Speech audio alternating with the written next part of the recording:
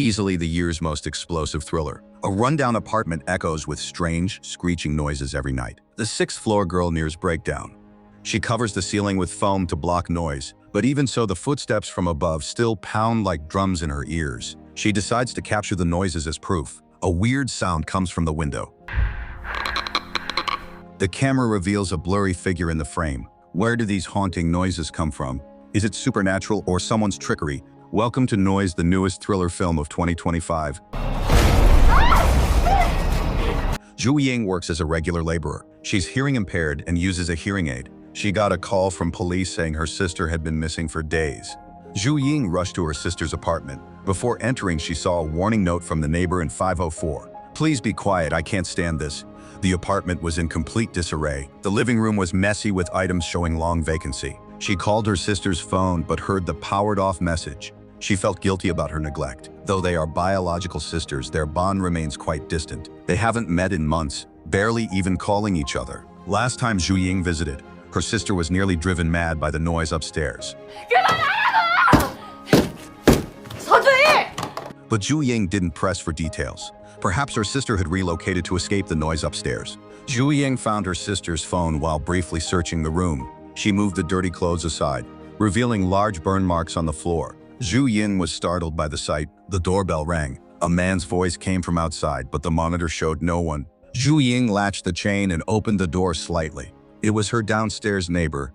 He warned Zhu Ying to stop making noise. Zhu Ying was confused. The apartment had been empty for days. What noise? Neighbor walked away. Zhu Ying spotted a crimson figure lurking at the hall's end. Zhu Ying sought help from the building guard to find her sister. The guard had a strong impression of Zhu Xi. She searched for noise sources all day, turning the building upside down.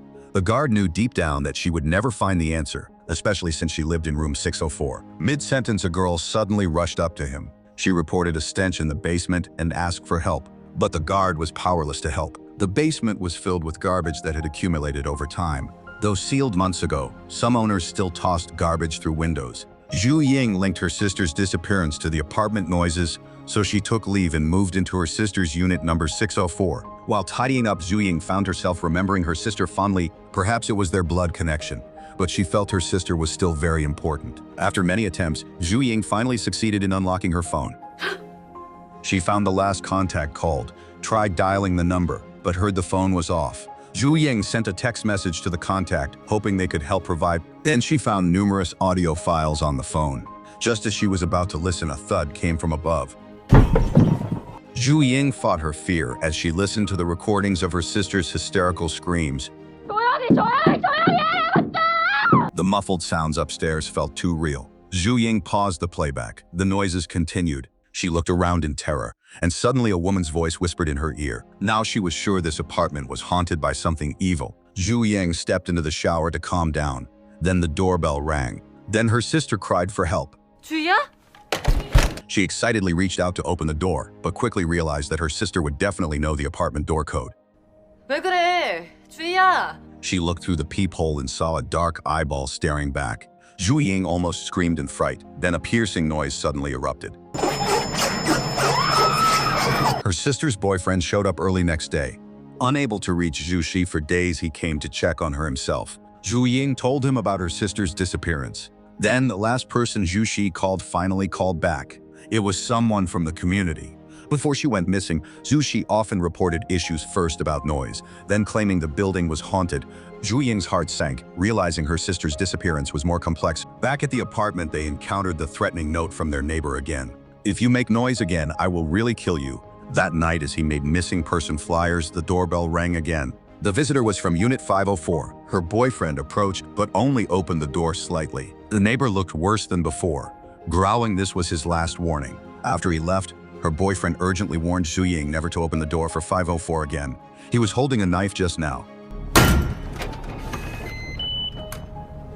The next day, as Zhu Ying posted flyers, she spotted a boy staring fixedly at the basement. Curious, she flipped on her flashlight and headed downstairs, only to jump at the sight of a rat. A woman from 804 approached and kindly reminded her that the building manager wouldn't allow missing person posters. It's a key year for the building's renewal. A death or disappearance could jeopardize the reconstruction permit. Just then, Zhu Ying noticed a little girl sitting on a swing in the distance, her back turned, but when she turned back, the little girl had mysteriously vanished. Back home, Zhu Ying heard her sister's voice echoing from the pipes. She put her ear to the pipe to listen, but the voice vanished. As she pondered, the door slowly opened by itself. She turned to see her sister hobbling into the bedroom with a limp. 너 괜찮아? 어떻게 된 거야? 왜 그래? Her sister was oddly cold, and when Zhu Ying followed her into the room, her figure had strangely vanished. When she turned around again, she was horrified to find her sister hanging lifeless in the living room. Zhu Ying jolted awake, relieved to find it was only a nightmare. As she got up for water, her phone's voice assistant suddenly activated on its own. Her gaze was involuntarily drawn toward the balcony where a mysterious female silhouette was slowly.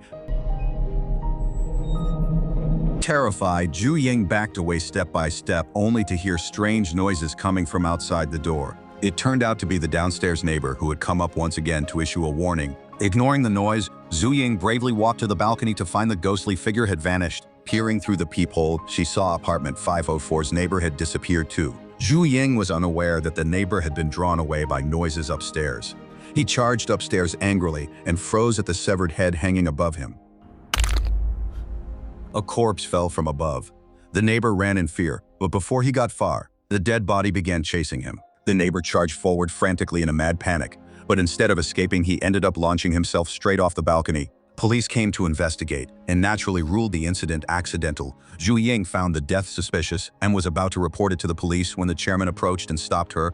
He warned against making a fuss as it would impact the apartment renewal.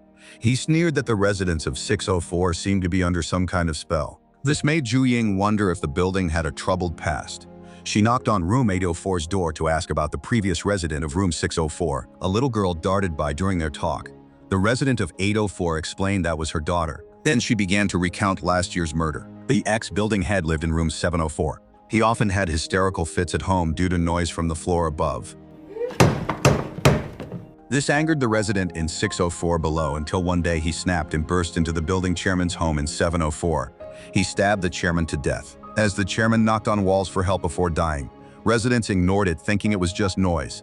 Since then, the man from 604 vanished oddly, but neighbors sometimes spotted him near the apartment complex. Unit 704 has been empty ever since, and nobody has dared to move in. Her boyfriend began investigating after hearing this from Zhu Ying, thinking the killer might still be hiding in the building. Police had confirmed no cameras captured any footage of him leaving the building. It was just like her sister Zhu Xi vanishing case. Her boyfriend thought the building had spaces to hide people.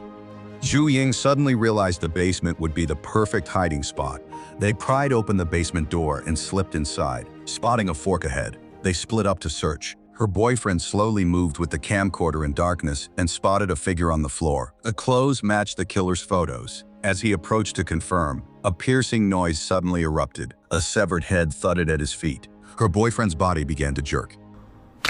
Unaware of the danger, Zhu Ying rushed to join him, but recoiled as her boyfriend lunged forward with limbs twisted.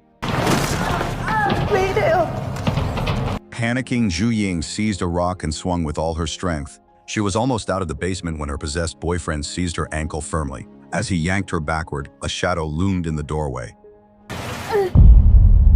When she regained consciousness, she found herself lying in the building chairman's home. Seeing the chairman's son, Zhu Ying said wryly, "In this whole building, I've only ever seen kids from your place in 804. The chairman looked puzzled. But the girl from 804 died in a car accident years ago. Zhu Ying felt a chill down her spine, wondering who she had seen before. The chairman's son approached and took off her hearing aid, then signed to her that this happened because she had heard something she was never supposed to hear. "Keep digging and you will die soon." Just then police called, saying they found a body in the basement. It was her sister's lover. Unwilling to give up, Zhu Ying went back to the basement and found her sister's recorder buried in the corner junk pile. The recorder was dead, but she managed to access the files using her sister's phone. The footage shows her sister sneaking into room 804, where she discovered a noise generator installed in the apartment. Room 804's resident was the source of the building's eerie noises. This way she could live with her daughter forever. 여기서 우리 얘네랑 같이 살 거야. Later, the sister was attacked by the old lady. Following the video's clues, Zhu Ying found her dying sister in the basement steps. 괜찮아?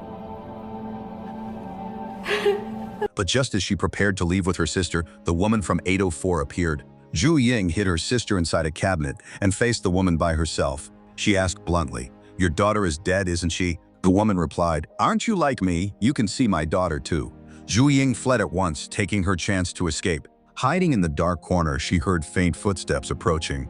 She covered her mouth tightly, fearing discovery, but her phone voice recognition suddenly activated. The beep sound revealed her location. Suddenly, the woman from 804 stood before her. They quickly fought each other as the older woman revealed her dark secret from the past. The noise at home made her daughter go outside where she got hit by a car. She blamed everyone in the building for what happened. The chairman wasn't killed by the resident in 604, but rather finished off by the woman from 804. All because his building reconstruction plan would forcibly separate the mother and daughter pair. As Zhu Ying processed this information, a figure suddenly appeared overhead. It was the long-dead former building chairman. He screamed in rage and lunged at the resident of apartment 804 who killed him. Zhu Ying seized her chance and bolted out, barely slamming the door shut in time. Soon, muffled knocks came from inside. The woman from 804 died exactly like the former building committee chairman had, but the tale continued as a new resident knocked on the door of Unit 604. He asked if she lived alone. She said she lived with her sister. He looked confused as there was no one else in the apartment. He brushed it off and complained that it gets too noisy here at night. Zhu Ying hushed him urgently. 조심해야 돼요. 여긴 서로 다 들리니까. That concludes the story of noise. It's clear now Zhu Ying was mentally ill all along. The strange phenomena she witnessed earlier that defied logic were likely just her hallucinations. As for whether there are truly supernatural forces at work here, that is up to you viewers. That's all for today. Drop your theories in the comments, we'd love to hear them. Catch you next time.